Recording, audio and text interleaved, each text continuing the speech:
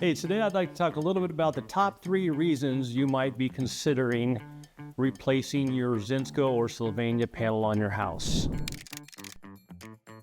Zinsco is actually not a bad company. It's not Zinsco's fault that their panel is bad. This actually goes back to World War II. Zinsco failed because of Adolf. During World War II, there was a metal shortage, and the NEC, which governs material and stuff used for electrical, only had 2 metal that are allowed to make panels and breakers and all the components in the inside of it. Only 2 different types of metal. Because of the metal shortage and houses were still getting built, Zinsco had to add a 3rd metal into the mix. And that 3rd metal is our lovely, lovely aluminum. They also use aluminum for wiring houses too.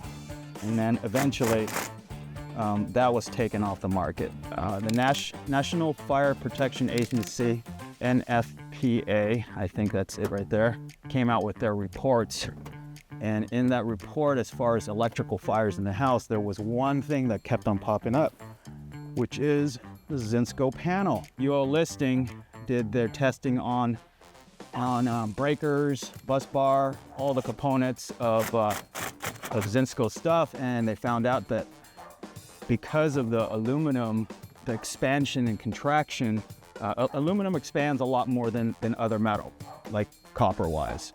That expansion over time creates a gap.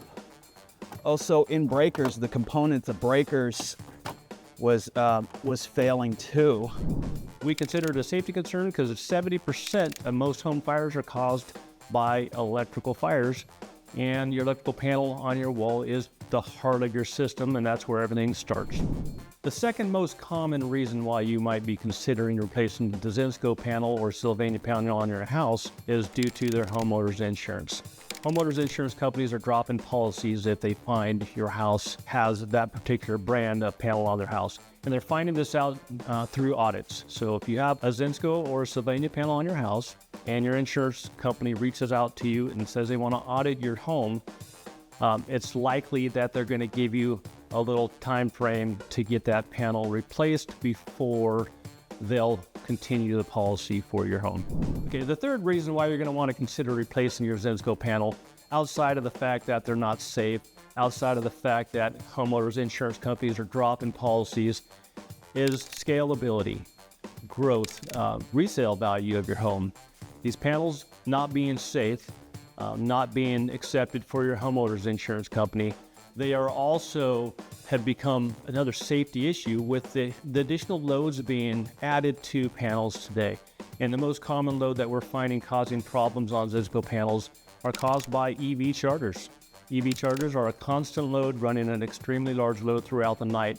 Most appliances in the home up until this date aren't designed to actually run at a load throughout an 8 to 10 hour period in the evening while you're charging your vehicle.